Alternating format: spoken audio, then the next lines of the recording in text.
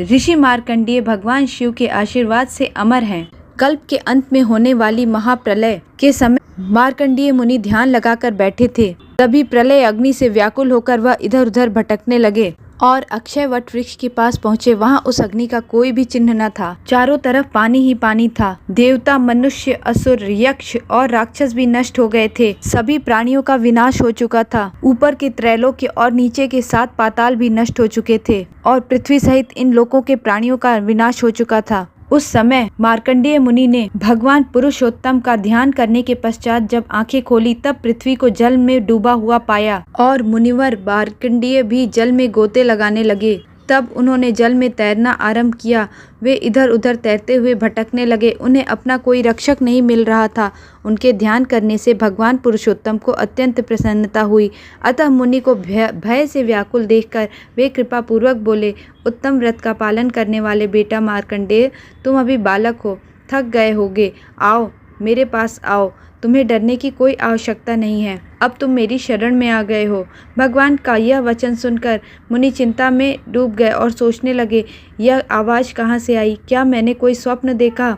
तभी भगवान के आशीर्वाद से उनके मन में दुख विनाशन बुद्धि का उदय हुआ। उन्होंने यह निश्चय किया कि मैं भक्ति पूर्वक भगवान पुरुषोत्तम की शरण में जाऊंगा। इस निश्चय के अनुसार मार्कंडेय मुनि मन ही मन भगवान का स्मरण करते हुए उनकी शरण में गए। तब उन्होंने जल के ऊपर पुनः उस विशाल वट वृक्ष को देखा। उसके ऊपर सुंदर दिव्य पलंग बिछा हुआ था, जिस पर बाल रूपी भगवान श्री कृष्ण विराजमान थे। वे अनंत कोटि सूर्यों के समान तेजस्वी शरीर से दमक रहे थे। सुंदर 4 भुजा, सुंदर अंग, पद्य पत्र के समान विशाल नेत्र, श्री वत्स चिन्ह से विभूषित वक्षस्थल और हाथों में शंख, चक्र एवं गदा थे। हृदय वनमाल से आवृत था। वे दिव्य कुंडल धारण किए हुए थे। गले में बहुत सारे वनमाल शोभा पाते थे। दिव्य रत्नों से सुंदर उनका श्रृंगार था।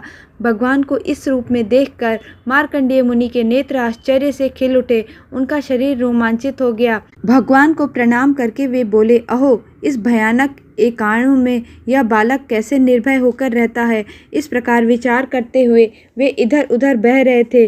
उनकी चेतना धीरे धीरे लुप्त होती जा रही थी। मुनि मार्कंडेय को अपनी ओर आते हुए देखकर बालक ने हंसते हुए मेघ के समान गंभीर वाणी में कहा, हे पुत्र, मैं जानता हूँ तुम बहुत थक गए हो।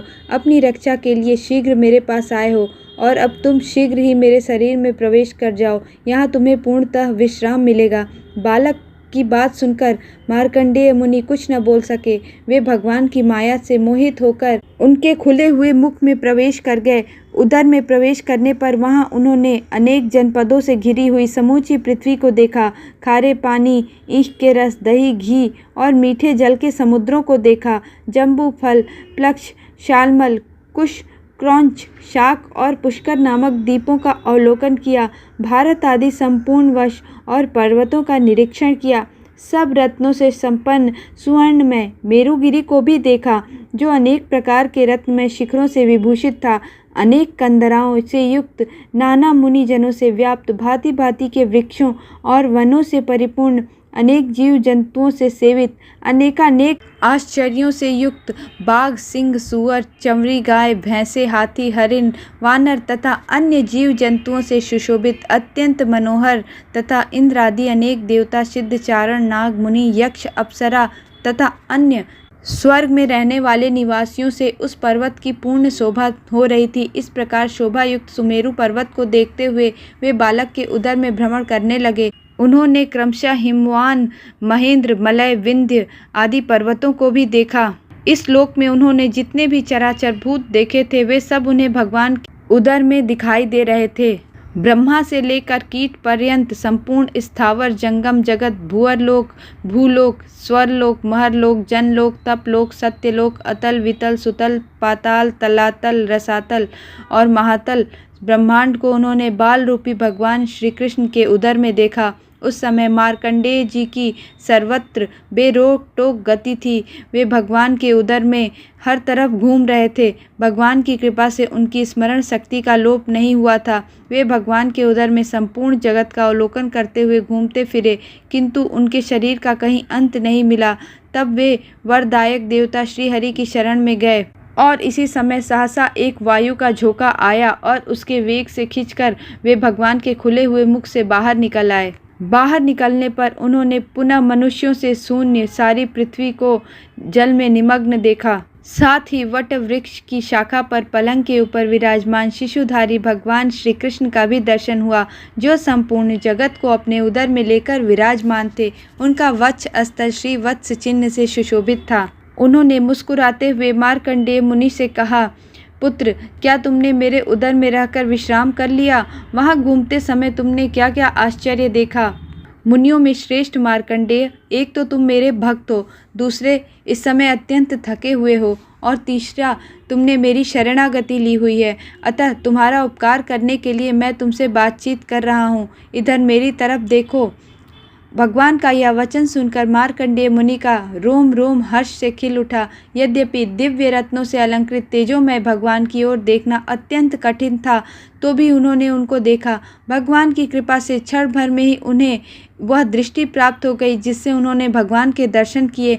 तब मार्कंडेय जी ने भगवान के देव वंदित चरणों को, जिसकी उंगलियां और तलवे लाल लाल थे, मस्तक झुकाकर प्रणाम किया और उनकी स्तुति की। मार्कंडेय मुनि के मुख से अपनी स्तुति सुनकर नारायण अत्यंत प्रसन्न हुए और उनसे कहा, हे मुनिश्रेष्ठ, तुम्हारे मन में जो अभिलाषा है उसे कहो। ब्रह्मर्षि, तुम जो भी कुछ मुझसे कहोगे मैं सब कुछ तुम्हें प्रदान करूँगा। मार्कंडेय जी बोले, देव, मैं आपको और आपकी माया को जानना चाहता हूँ।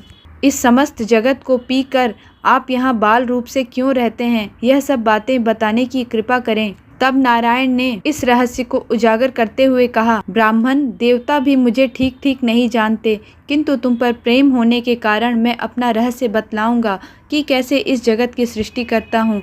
तुम पितृभक्त हो और मेरे शरणागत हो, इसलिए तुम मेरे स्वरूप का प्रत्यक्ष दर्शन प्राप्त कर चुके हो। तुम्हारा ब्रह्मचर्य महान है। पूर्व काल में मैंने जल को नारा नाम दिया था। उस नारा में मेरा सदा अयन अर्थात निवास रहता है, इसलिए मैं नारायण कहलाता हूँ। द्विजोत्तम, मैं नारायण ही सबकी उत्पत्ति का कारण, सनातन, अविनाशी, संपूर्ण भूतों का सृष्टा और संहार करता हूँ। मैं ही विष्णु हूँ, मैं ही ब्रह्मा और मैं ही देवराज इंद्र हूँ। यक्षराज कुबेर और प्रेतराज यम भी मैं ही हूँ। मैं ही शिव, मैं ही चंद्रमा, प्रजापति कश्यप, धाता विधाता और यज्ञ हूँ।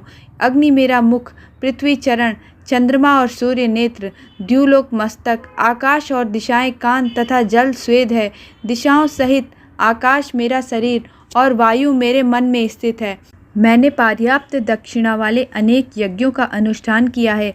पृथ्वी पर वेद के विद्वान देव यज्ञ में स्थित मुझ विष्णु का ही यज्ञ करते हैं।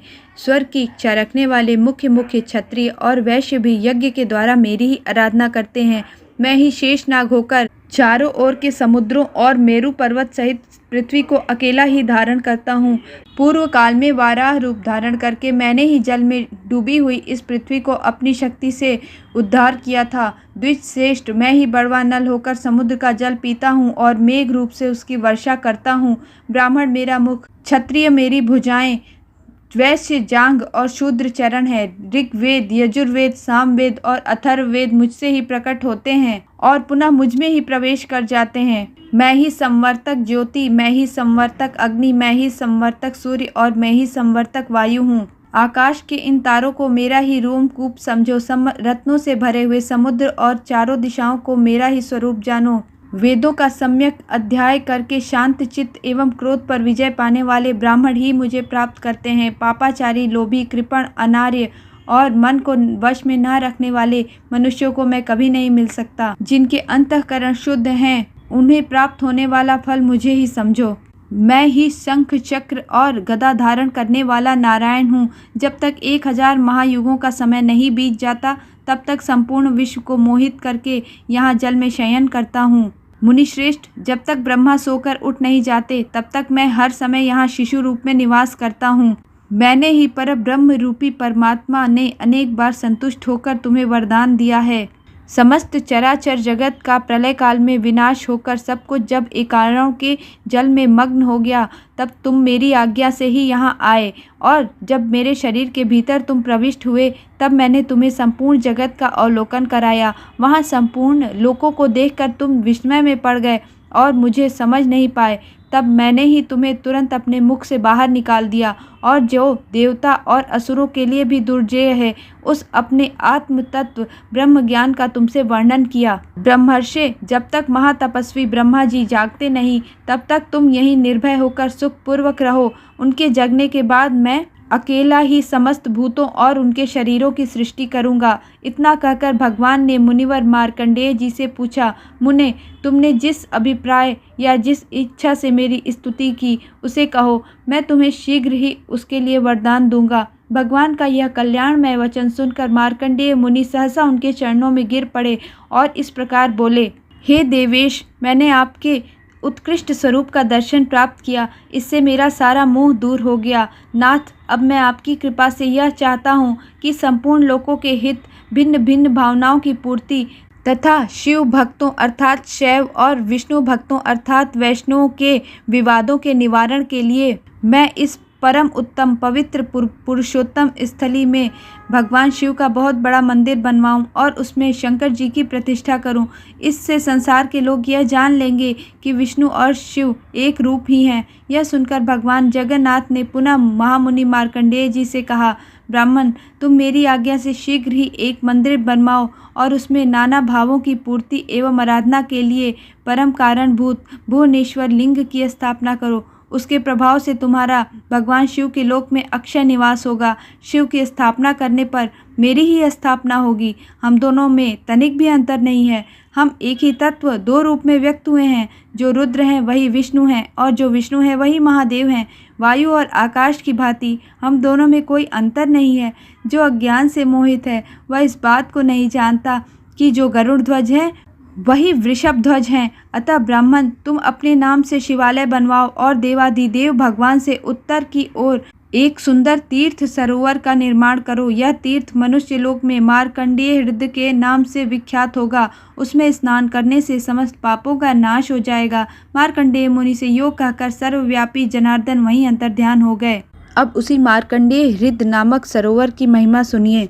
मार्कंडेय हृदय में जाकर उत्तर की तरफ मुख करके 3 बार डुबकी लगाने और जल में स्नान करने के पश्चात देवताओं और ऋषियों का विधि पूर्वक तर्पण करने, फिर तिल और जल से पितरों की भी तृप्ति करने के बाद उसके पश्चात आचमन करके शिव मंदिर में जाए। उसके भीतर प्रवेश करके 3 बार देवता की परिक्रमा करे। उसके बाद मार्कंडेश्वराय नमः इस मूल मंत्र से शंकर जी की पूजा करके उन्हें प्रणाम करे और इस प्रकार मार्कंडेय हृदय में स्नान करने के पश्चात भगवान शंकर का दर्शन करने से मनुष्य समस्त पापों से मुक्त होकर शिवलोक में जाता है। और इसके पश्चात कल्पांत स्थायी वट वृक्ष को नमस्कार करके उसकी परिक्रमा करें। हरे कृष्णा, श्री राधे।